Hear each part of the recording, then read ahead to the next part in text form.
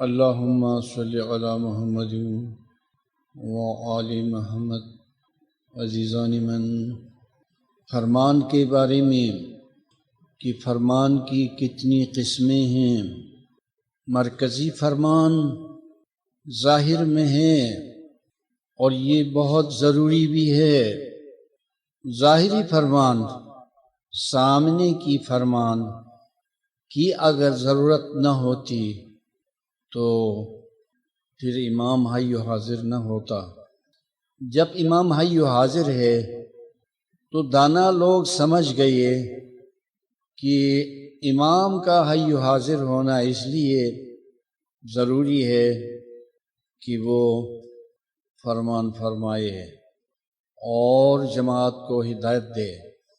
بہت سے امور ہیں جن کی انجام دہی کے لیے امام کا دنیا میں حی و حاضر رہنا پڑتا ہے۔ جیسے زمانہ نبوت میں سب کو معلوم ہے کہ ہدایت کا مرکز رسول پاک تھے صلی اللہ علیہ وآلہ وسلم۔ پھر حضور بنفس نفیس دین کے ہر ضروری کام کو انجام دیتے تھے۔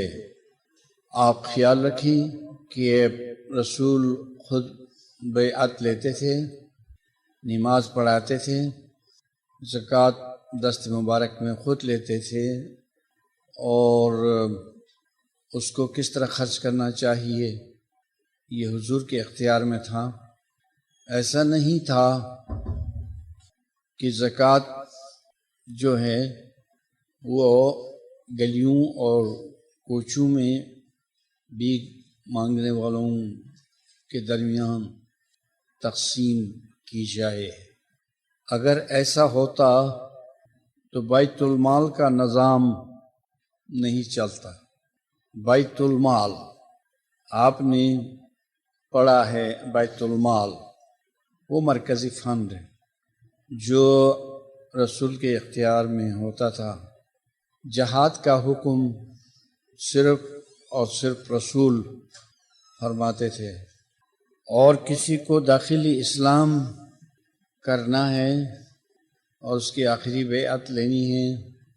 الغرض تمام دین کے اہم امور رسول خود انجام دیتے تھے، اور اسلام کا یہی نمونہ تھا۔ لہذا رسول کے بعد دین کے معاملات لوگوں پر نہیں چھوڑے گئے، بلکہ رسول کے ارشاد کے مطابق اور پھر لوگوں کی اپنی رائے کے مطابق بھی ایک جانشین کا ہونا ضروری تھا۔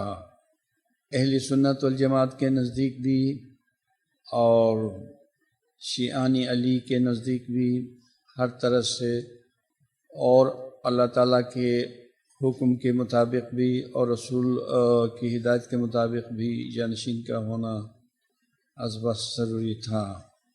اور آج وہی منشاء الہی ہے اور رسول کا حکم ہے جو امام زمان تمام دینی امور کے مختار اور ولی ہیں، اور اس کے حکم کے مطابق سب کچھ ہوتا ہے۔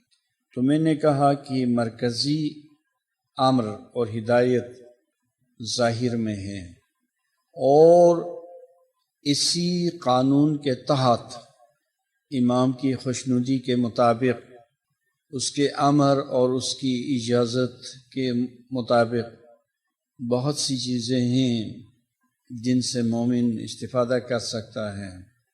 مثلاً امام کی امر فرمان کے مطابق تاریخ کا مطالعہ ضروری ہے۔ جب تاریخ کا مطالعہ ضروری ہے تو اس میں علم کے نمونے بھی آئیں گے، اور دین کی روایتیں بھی ہوں گی، اور بہت سی چیزیں تاریخ کے تحت آ سکتی ہیں۔ آج ان کے لیے امام نے حکم دیا کہ تاریخ کا مطالعہ کریں۔ اس کے علاوہ امام کے منشا کے مطابق ہم قرآن سے بھی استفادہ کر سکتے ہیں، جس کے لیے امام کا فرمان ہے کہ قرآن کو حکمت کے ساتھ پڑھا جائے۔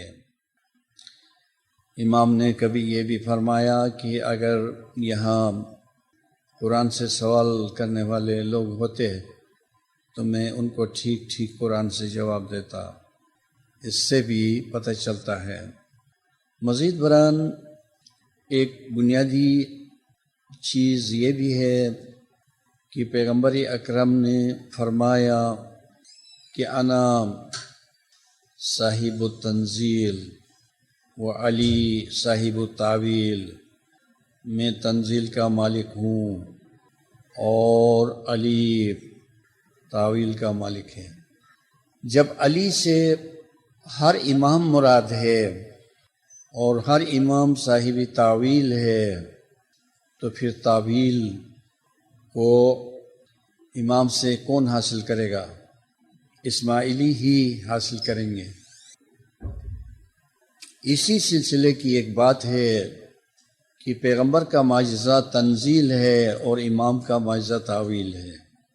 اگر کوئی اسماعیلی امام کے معجزے کو دیکھنا چاہتا ہے تو اس کو مستعد ہونا چاہیے امام کی علمی معجزے کو دیکھنے کے لیے اور حاصل کرنے کے لیے، یعنی تاویلی معجزات کو دیکھنے کے لیے کہ امام کے پاس کیسے کیسے تاویلی معجزات ہیں۔ اور حقیقی مومن کو اس کے سوا امام سے اور کوئی معجزہ طلب نہیں کرنا چاہیے۔ مومن کو امام سے وہ معجزہ طلب کرنا چاہیے جو مفید ہو۔ بعض لوگ شاید اپنی لا علمی کی وجہ سے امام کے ساتھ شرط باندھتے ہیں، کہتے ہیں کہ اگر امام برحق ہے تو میرے دشمن کو نقصان پہنچے، امام اگر برحق ہے تو میرا کاروبار کیوں کامیاب نہیں ہوتا، امام اگر برحق ہے تو میں بیمار کیوں ہوتا ہوں، اور میرے گھر میں یہ مسائل کیوں ہے۔ کیا یہ مناسب باتیں ہیں اور مناسب خیالات ہیں؟ کیا امام کے ارشادات میں کوئی ایسی ہدایت بھی ہے کہ تم ہم کو آزماؤ تجارت میں، کاروبار میں اور صحت میں؟ تو امام کو دنیوی کاموں میں کیوں استعمال کرنا چاہیے؟ تو امام کے ساتھ کیوں شرط باندھنی چاہیے؟ امام سے صرف اور صرف علم حاصل کرنا ہے، اور اس کے لیے بھی راستہ ہے، طریقہ ہے۔ یہ کہ کوئی شخص اس قابل ہو جائے کہ امام کے علمی معجزات کو دیکھے، اس کے لیے تیار ہو جائے۔ علم الیقین سے خود کو آراستہ کر کے امام کے اس میدان میں جائیں جہاں اس کے معجزات ہوتے ہیں۔ امام عالی مقام نے بیت الخیال کو ضروری قرار دیا ہے، لیکن جو اس کے قابل ہیں اور اس کو نبھانے کی ذمہ داری قبول کرتے ہیں ان کے لیے ضروری ہے۔ جو اس کے لیے اہل نہیں ہیں یا سمجھتے ہیں کہ یہ ایک اضافی ڈیوٹی ہے، ہم اس کو نہیں کر سکیں گے، تو ان کو مجبور نہیں کیا جا سکتا ہے۔ جو مستعد ہیں، جو صلاحیت رکھتے ہیں اور جن کو شوق ہے، عشق ہے، آگے بڑھنا چاہتے ہیں، دین کے جوہر کو دیکھنا چاہتے ہیں، امام کے معجزات کو دیکھنا چاہتے ہیں، ان کو آگے بڑھنا چاہیے۔ یا یہ کہ یوں کہہ کر بیٹھے آرام سے، دین برحق ہے، امام برحق ہے، بس ہم سست قائل ہیں، ہم صرف جماعت خانے جائیں گے، صبح و شام عبادت کریں گے اور اپنی حیثیت کے مطابق فرمان برداری کریں گے، اور اس سے آگے ہم نہیں جا سکتے۔ ان ایسے لوگوں کو دین پر شک نہیں ہونا چاہیے، امام پر شک نہیں ہونا چاہیے۔ اگر ان کو شک ہے اور دیکھنا چاہتے ہیں تو آگے بڑھے اور دیکھیں۔ امام کا معجزہ اوپر سے ہماری خاطر نیچے، بہت نیچے کیوں آنا چاہیے؟ ہمیں کچھ قدم آگے بڑھنا چاہیے، ہمیں کچھ اوپر جانا چاہیے، تاکہ ہم امام کے معجزات کو، علمی معجزات کو، تعویلی معجزات کو دیکھیں، روحانی معجزات کو دیکھیں۔ میں وہی بات کر رہا تھا کہ جس کسی کو امام کا معجزہ دیکھنا ہے تو بیت الخیال کے راستے سے آگے چلے، اور یہ بیت الخیال امام کے معجزات کو دیکھنے کی خاطر ہے۔ امام کے معجزات میں بہت سی چیزیں ہیں، اور سب سے پہلی چیز قرآن کی حکمت ہے یا تعویل۔ تو امام کے معجزات کو دیکھنا ہے تو آگے بڑھیں، بیت الخیال کی شرطوں کو پوری کریں اور راہ روحانیت میں آگے بڑھیں، عالم شخصی میں داخل ہو جائیں، تو امام کے معجزات کو دیکھے جا سکیں گے۔ باقی یہ جو بات میں نے کہی کہ اب کوئی لا علم شخص کہنا چاہیے یا جاہل کہنا چاہیے، یہ سوچتا ہے کہ میرا امام برحق ہے تو میرا دشمن تباہ ہو جائے، ہلاک ہو جائے، اور میرے کاروبار میں ایک دم سے برکت ہو، اور میں دوسروں کے مقابلے میں بہت ترقی کروں، دنیوی ترقی۔ یہ ایسی کوئی بات نہیں ہے، اور ایسا کوئی قانون نہیں ہے۔ نزول قرآن کے زمانے میں خدا نے ایسا کوئی ارشاد نہیں فرمایا، یہ نہیں کہا کہ جو مسلمان ہوگا تو میں اس کو مالا مال کروں گا۔ یہ مالا مال کرنے کی اگر کوئی بات تھی تو وہ روحانیت میں مالا مال ہونے کی بات تھی، اور علم میں، دین میں کوئی ایسی شرط نہیں ہے کہ کوئی شخص مالا مال ہو جائے۔ مالا مال ہوگا دنیا میں جو تجارت کا اصول ہے اس کے اوپر عمل کریں، اور دوسروں کی طرح وہ آباد ہوگا، بہت ترقی بھی کر سکے گا۔ تو امام کے فرمان سے ہم نے بات شروع کی تھی کہ اس ظاہری مرکزی امر کے تحت اور اس کے ذیل میں اور بہت سے فرامین ہیں۔ مثال کے طور پر ہمارے پیر بزرگ بیت الخیال کی راہ سے چل کر بہت ہی کامیاب ہو گئے، تو وہ امام کے حکم کے تحت سب کچھ ہوا اور ان کی ترقی ہوئی۔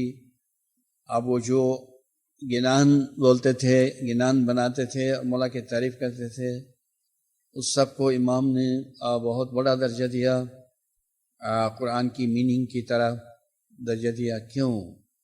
کہ وہ امام کے حکم کے مطابق تھا، اس لیے کہ اسی بنیادی حکم کے تحت چلتے ہوئے راہ باطن میں انہوں نے ترقی کی، اور اس لیے انہوں نے جو کچھ کہا اس کو امام نے اپنے فرمان کا درجہ دیا۔ تو فرمان ایک پھیلنے والی چیز ہے۔ اس کے علاوہ فرمان کی ایک قسم یہ بھی ہے کہ آپ میں سے ہر ایک کے پاس جو صلاحیت ہے، جو طاقت ہے، علم ہے، مال ہے، جسمانی قوت ہے، دماغی قوت ہے، کوئی ہنر ہے، تو ان تمام باتوں میں آپ کو امر ہے، حکم ہے کہ یہ کام کرو، فرمان ہے۔ مثلا ایک فرد اسماعیلی بہت ہی ہوشمند ہے، تو یہ ہوشمندی کس کی طرف سے ہے؟ خداوند قدوس کی طرف سے ہے۔ تو خداوند قدوس نے اس کو یہ ہوشمندی اور دانائی دیتے ہوئے فرمایا کہ تم اس میں سے دین کے لیے کام کرنا۔ کسی کو دولت دی تو دولت دیتے ہوئے فرمایا کہ تم راہ دین میں خرچ کرنا۔ کسی کو کوئی بڑا علم دیا تو خداوند کا یہ ایسا علم دینا خود فرمان ہے کہ تم دین کا کام کرو۔ اس کے علاوہ ہم وسیع پیمانے پر اس کائنات میں دیکھتے ہیں کہ خداوند جہان نے ایک فطری فرمان بھی صادر فرمایا ہے۔ فطری فرمان، نیچرل فرمان۔ وہ نیچرل فرمان کیا ہے اور کس طرح ہے؟ نیچرل فرمان ہر مخلوق کی ہستی کے ساتھ وابستہ ہے۔